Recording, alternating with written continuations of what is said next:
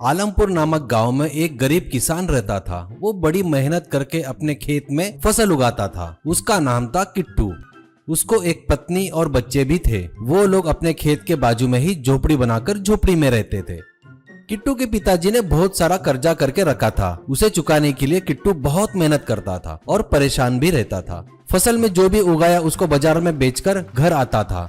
वो देख कर्जा देने वाले तुरंत आ जाते थे। उनको पैसे देने के बाद हाथों में नहीं के बराबर पैसा रहता था। वो देख पत्नी, क्या है जी, इतनी मेहनत करके कमाया पैसा ब्याज में ही चला गया। अब इतने पैसे में अपना घर कैसे चलेगा? ये कर्जा कब खत्म होगा जी? किट्टू, हारे मेरे पिताजी की किए सो गलती की सजा अपन लोग भुगत रहे हैं। उन्हें जो शौक पाल रखे थे उसमें अपनी जमीन जायदाद चली गई और कर्जा अपने ऊपर डालकर चले गए आराम से, कहकर दुखी होते हैं।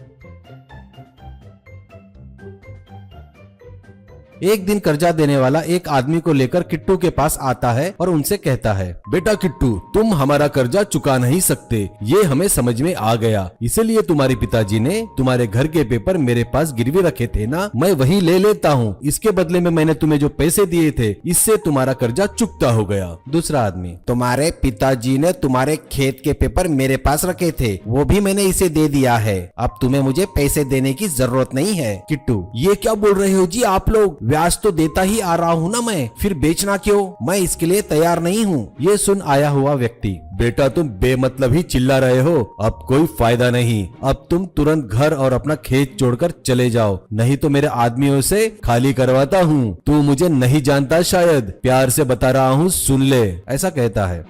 ये सुनकर वो अपना सामान लेकर घर और खेत छोड़कर दूसरे गांव की तरफ निकलता है। बीच में जंगल पड़ता है, वहाँ उन्हें अंधेरा हो जाता है। वहाँ कुछ फल तोड़कर खाकर भूख मिटाते हैं और वहीं पर सो जाते हैं। वहाँ ठंड बहुत ज्यादा होने की वजह से सभी कांपने लगते हैं।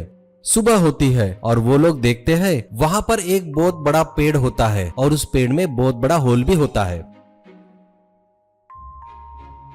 वो लोग अंदर जाकर देखते हैं तो उन्हें वो बड़ा पसंद आता है। किट्टू अपनी पत्नी से कहता है, अपन पड़ोस के गांव में जाकर काम करने से अच्छा है यहीं रहकर जंगल में मिलने वाले जंगली कंद और शहद जमा करके बेचते हैं तो पैसा अच्छा आएगा। पत्नी, सही बोल रहे हो जी, वहाँ जाकर काम करने से तो अच्छा है यही थोड़ी मेहनत करेंगे तो अच्छा रहेगा।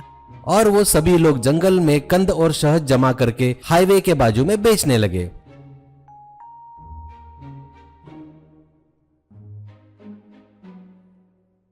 उस पेड़ घर में रहकर बाहर खाना बना के खाते थे और पेड़ के अंदर जाकर सोने लगे।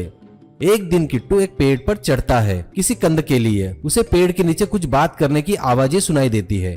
नीचे कुछ चोर लोग बातें करते रहते हैं। उसका नाम था नायक। सब लोग ध्यान से सुनो, मुझे लगता है अपना ठिकाना पुलिस को पता चल गया है, इसलिए हमें दूसरा ठिकाना ढूंढना पड़ेगा। अगर किसी को कोई अच्छा ठिकाना पता हो तो बताओ, अपना और अपने लोगों का चोरी का माल लेकर वहाँ चलेंगे। इसमें से एक बंदा बोलता है, मैंने यहाँ से कुछ दूर पर एक बहुत बड़ा पेड़ देखा है, उसमें एक बहुत बड़ा होल है, मुझे लगता है वो अपने लिए ठीक रहेगा, ऐसा कहता है। नायक, ऐसा है क्या? लेकिन बरोबर देखा ना, वहाँ कोई रहता तो नहीं ना? नहीं भाई, वहाँ कोई नहीं रहता, खाली है वो जगह, उसे देख के भी बहुत दिन हो गए, एक बार मैं जाके चेक करके आता हूँ। ऐसा बोलकर वो सभी लोग वहाँ से चले जाते हैं। उसके जाने के बाद पिट्टू पेड़ पर से ही कूदता है और घर की तरफ तेजी से भागने लगता है और घर जाकर सबसे कहता है, मैं जैसा बोलूंगा वैसा ही करो, ठीक है, ऐसा कहता है। अब वो उनका पूरा सामान लेकर एक पेड़ के पीछे छुप जाते हैं और देखते रहते हैं। तभी वहाँ एक चोर आकर अच्छे से देखता है, चेक करता है और वहाँ से चला जाता है। कुछ देर बाद वो चोर लोग लूटा हुआ धन बोरे में लाकर वहाँ रखते हैं और उस घर में रख देते हैं। ये सब किट्टू और पूरे लोग छुपके से देख रहे थे। सामान रखकर चोर वहाँ से चले गए। किट्टू चलो कहते ही सभी लोग उसके साथ वहाँ पर आते हैं। अंदर जाकर देखते हैं तो बहुत सारे बोरे रखे हुए थे। किट्टू खोलकर देखता है तो उसे बहुत सारा पैसा और गहने मिलते हैं। फिर किट्टू के इशारे पर सभी लोग मिलकर एक एक बोरा उठाकर वहाँ से चले जाते हैं। फिर चोर लोग वहाँ आते हैं पर उनके बोरे कम हो गए, उनको ध्यान में नहीं आता। अब किट्टू उन पैसों से बड़ा बंगला, कार सब खरीदता है और ठाठ से जीता है।